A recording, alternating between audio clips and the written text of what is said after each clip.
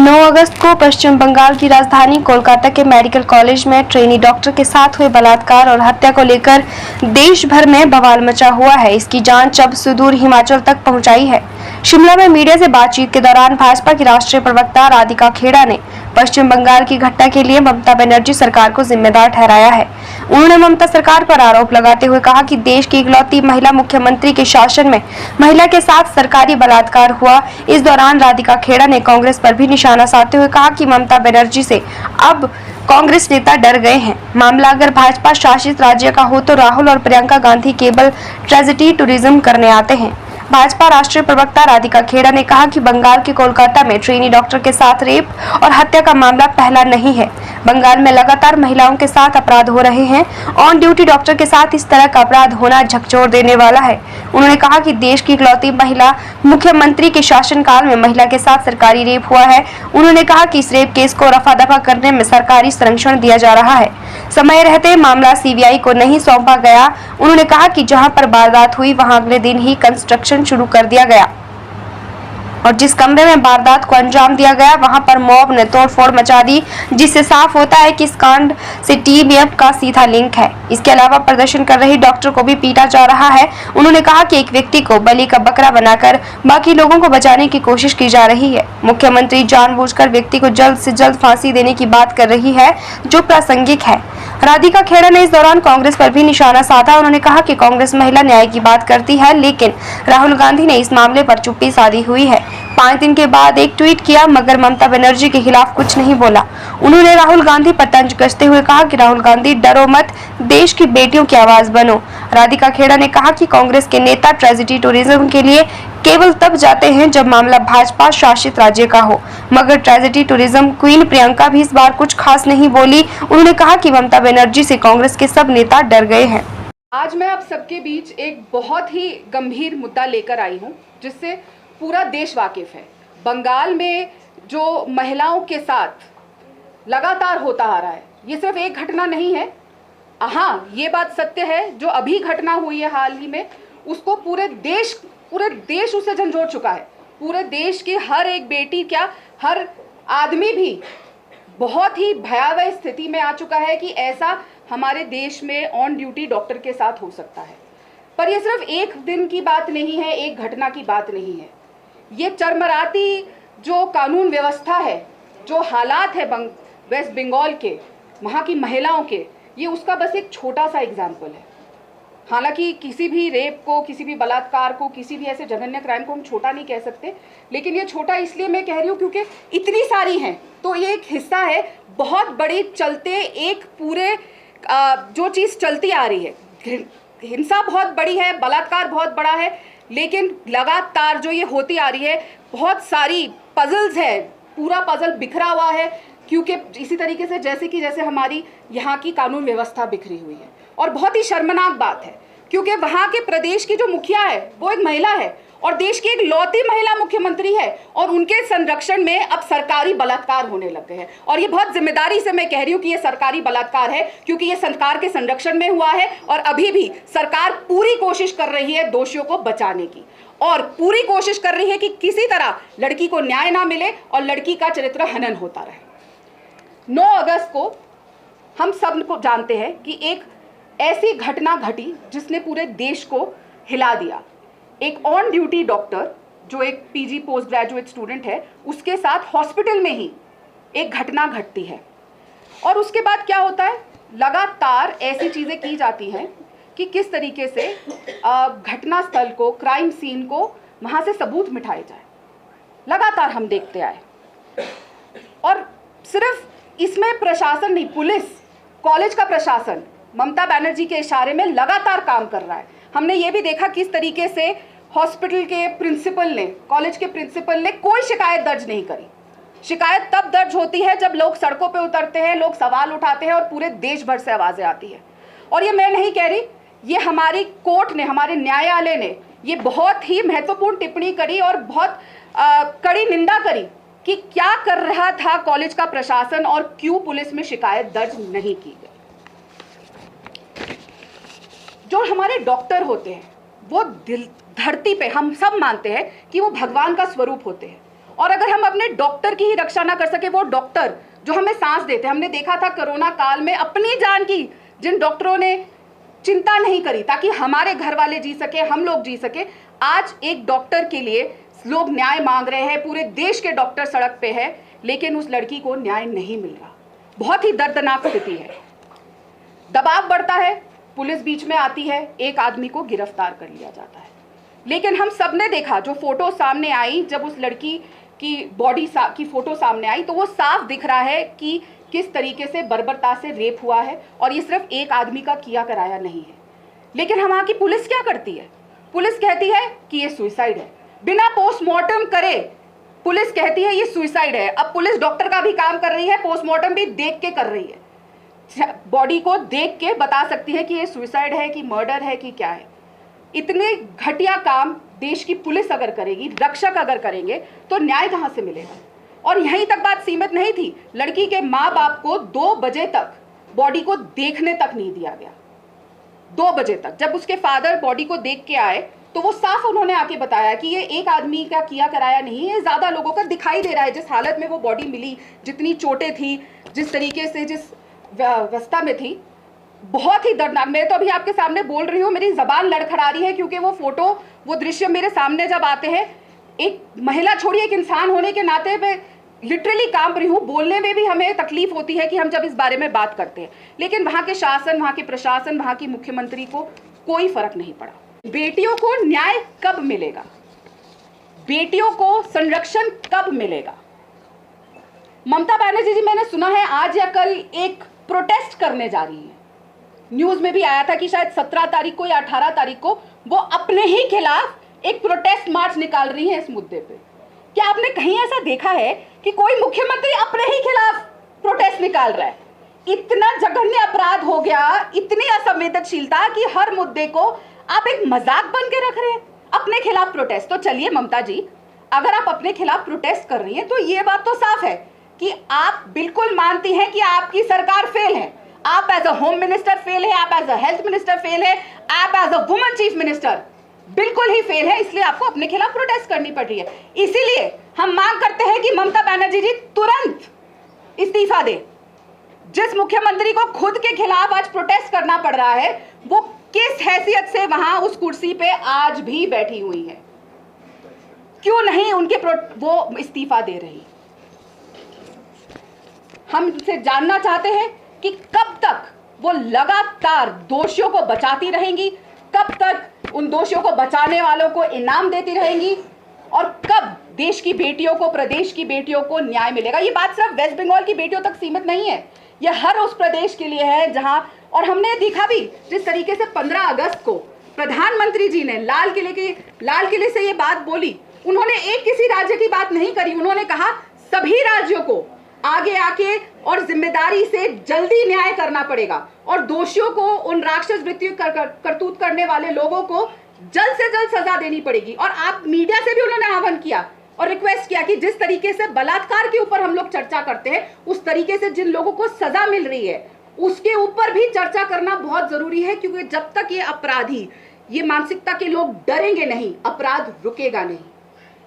और इसीलिए प्रधानमंत्री के इस रिक्वेस्ट को मैं आपके सामने भी और लेकर आई हूं कि मीडिया भी लगातार, ये तो मीडिया की ही बदौलत है कि ये सब कुछ सामने आया और इतनी चीजें आ रही हैं, और आप लोग, हम बेटियों के लिए, एज अ महिला मैं बोल रही हूँ, अभी मैं जो ये शब्द बोल रही हूँ, आप भूल जाइए मैं कौन सी पार्टी के लिए से आती हूँ, लेकिन आप लोग जिस तरीके से महिला के लिए खड़े होकर असलियत दिखा रहे हैं, देश को पता चल रहा है, तभी हम लड़कियां बोल पा रही हैं। वरना जैसे मैंने कहा, और आप लोग डरे नहीं, इतने बड़े बड़े राजा महाराजा नेता डर गए, लेकिन हमारे मीडिया के साथी डरे नहीं और एज इट इज रिपोर्ट दिखा रहे हैं। इसीलिए जहां जहां जिन लोगों को सजा दी है, जैसे प्रधानमंत्री जी ने कहा, उस पर भी चर्चा होना जरूरी है, ताकि उन लोगों तक पहुंचे कि आपको सिर्फ बचाया नहीं जाता, क्योंकि अभी तक सिर्फ पहुंच रहा है ममता बनर्जी ने बचाया, इंडिया अलायंस ने बचाया, वहां पे कोई कह देगा लड़के हैं, गलती हो जाती है, फिर वो कह देंगे कि उनको सजाए मौत नहीं देनी चाहिए। अबू आजमी ये सजाए मौत नहीं देनी चाहिए, तो मुलायम सिंह यादव इंडिया अलायंस के नेता ने कहा था, उन्हीं के नेता अबू आजमी ने कहा था कि जब बलात्कारी को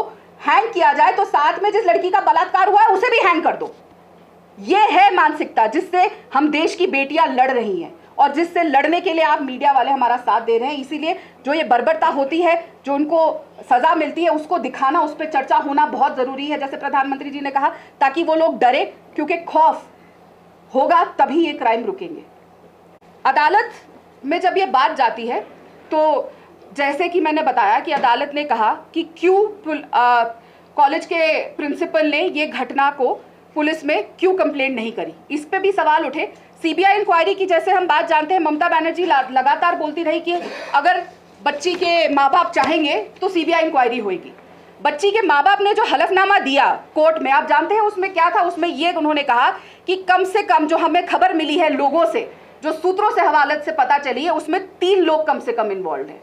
बच्चे की माँ बाप तो कह रहे हैं 3 लोग इन्वॉल्व है, लेकिन ममता बनर्जी जी के कान तक वो बात नहीं पहुंच रही कि 3 लोग इन्वॉल्व है। एक आदमी को अरेस्ट करके मामले को रफा दफा करके बात निपटाने की कोशिश करी जा रही है और इससे साफ बदबू आ रही है इस बात की कि कोई ना कोई तार टीएमसी से जरूर जुड़े हुए हैं। इसीलिए किसी को संरक्षण दिया जा रहा है, इसीलिए किसी को बचाया जा रहा है। सिर्फ अपने साथियों को बचाने के लिए ये पूरा खेल रचा जा रहा है।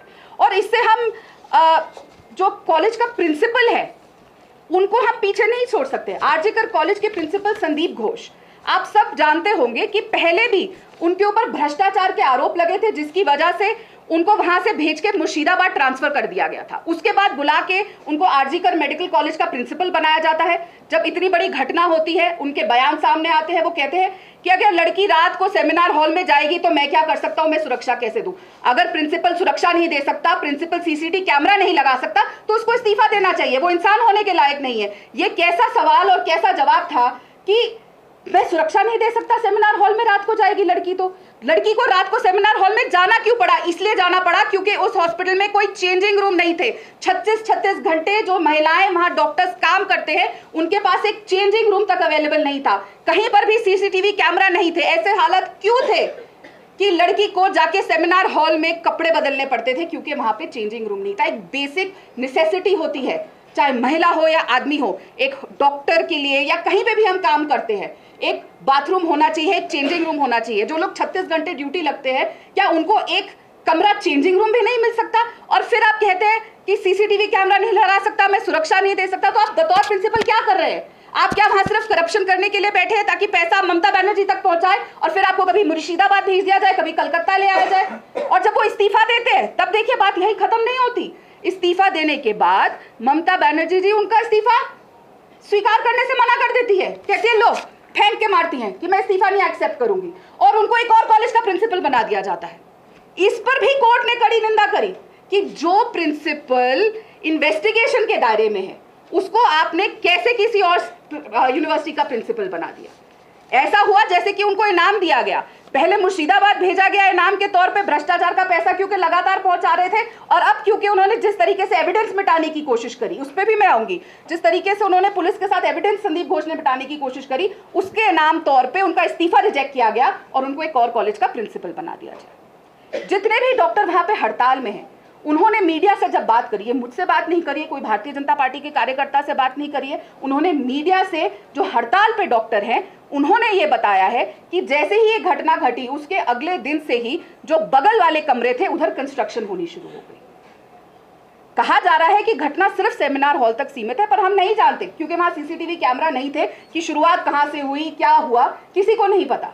लेकिन आसपास के कमरों में तोड़फोड़ शुरू कर दी गई। उसके बाद हम देखते हैं कि at the stroke of the midnight hour, हम सब जाते हैं at the stroke of the midnight hour 78 स्वतंत्रता दिवस था हमारा, और at the stroke of the midnight hour Bengal में हमारे डॉक्टरों को पीटा जा रहा था, उनको डराया धमकाया जा रहा था कि किसी तरह से वो चुप्पी बनाए रखे, क्योंकि जिस तरीके से एक के बाद एक परत सामने आ रही है उसको किसी तरीके से लिपापोती करी जाए। और एक भीड़ आती है, वहां की पुलिस हाथ खड़े कर देती है, और वो भीड़ कहां जाती है?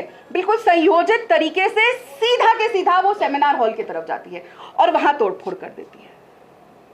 साफ साफ टीएमसी के तार इसमें जुड़े हुए हैं चीजों को मिटाने पे, क्योंकि जब तक सीबीआई इंक्वायरी की जांच कोर्ट ने ऑर्डर नहीं दिए थे तब तक कुछ नहीं हुआ था। जैसे ही सीबीआई इंक्वायरी ऑर्डर होती है, सीबीआई के पहुंचने से पहले वहां पे साथ वाले कमरे की तोड़फोड़ शुरू हो जाती है, रात को डॉक्टरों को पीटा जाता है और भीड़ के नाम पे लोग वहां अंदर घुसते हैं। और सीधा आप ये बताइए कि भीड़ को कैसे पता कि कौन से कमरे में क्या हुआ था?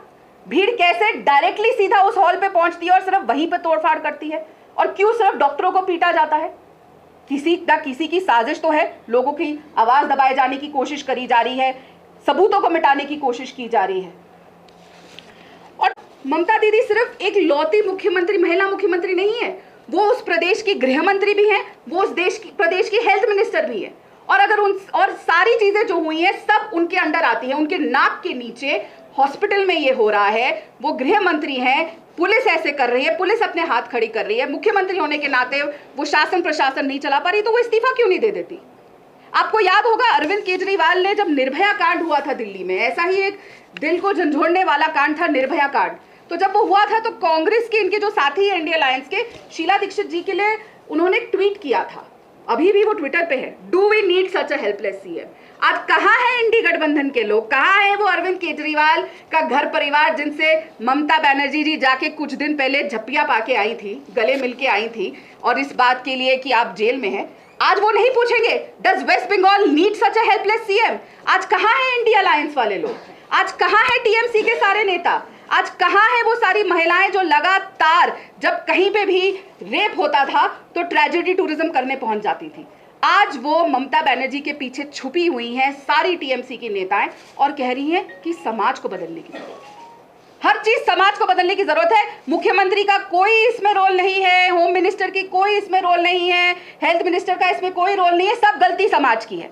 पहले उस लड़की का चरित्र हनन किया गया, अब समाज पे बात आ रही है, लेकिन ममता बनर्जी कुछ नहीं करेंगी, टीएमसी के नेता कुछ नहीं करेंगे। लेकिन जैसे ही भारतीय जनता पार्टी शासित किसी प्रदेश में या किसी और उनके नॉन अलायंस प्रदेश में कोई घटना होगी तो वहां पे बैठ के चिल्ला चिल्ला के कहेंगे और ट्वीट कर करके कहेंगे मैं देखती हूं मुझे कौन रोकता है वहां जाने से, मैं तो वहां जाऊंगी, वहां पे मैं इस्तीफा भी मांगूंगी मुख्यमंत्री का, मैं सीधा मोदी जी का इस्तीफा मांगूंगी। लेकिन यहाँ पे समाज की गलती है, समाज को बदलने की जरूरत है। बहुत शर्मनाक हालात है उस प्रदेश की जहाँ पे एक मुखिया महिला है। 2012 उसमें हावड़ा जिले में एक महिला मजदूर के साथ बर्बरता होती है। देर से पुलिस कार्रवाई और लगातार दोषियों को बचाने का वहां पे सारे सबूत मिले थे, फिर भी दोषियों को बचाया गया। एक कामधुनी में सामूहिक दुष्कर्म हुआ 2013 में, जहां पे एक ऐसे ही युवा बीए की छात्रा के साथ सामूहिक बलात्कार हुआ था। देश को कंपा दिया था उस बलात्कार ने। अगर आप वापस उस पे जाएंगे, आप कईयों को तो याद भी होगा, कांपने वाले हालात थे उस समय। वहां पर भी पूरे मामले को रफा दफा करके दबाने की कोशिश की गई थी। फिर वीरभूमि का सामूहिक दुष्कर्म, जिसमें पंचायत के आदेश पे एक महिला के साथ सामूहिक बलात्कार किया गया, तब भी इनका प्रशासन, इनका शासन, ममता बनर्जी और उनकी पुलिस चुप्पी बांध के उन लोगों को बचाती रही। क्यों? क्योंकि राजनीति जो करनी थी। कनमहल सामूहिक दुष्कर्म 2000 ममता बनर्जी ने नहीं किया। वो चाहती तो सीधा ये सीबीआई को मामला दे दिया जाता। अगर वो इतनी हेल्पलेस है, अगर उनकी पुलिस उनकी नहीं सुन रही, वहां की पुलिस को इंटेलिजेंस फेलियर है, यही नहीं पड़ता एक भीड़ अंदर आने वाली है और ऐसा कुछ होने वाला है, तो इस्तीफा उनको पहले ही सीबीआई को दे देना चाहिए था। पर नहीं, टाइम बाय किया जा रहा था, जैसा मैंने कहा कि जिस तरीके से किसी को बचाने की कोशिश करी जा रही है। और बात यहीं तक सीमित नहीं होती है।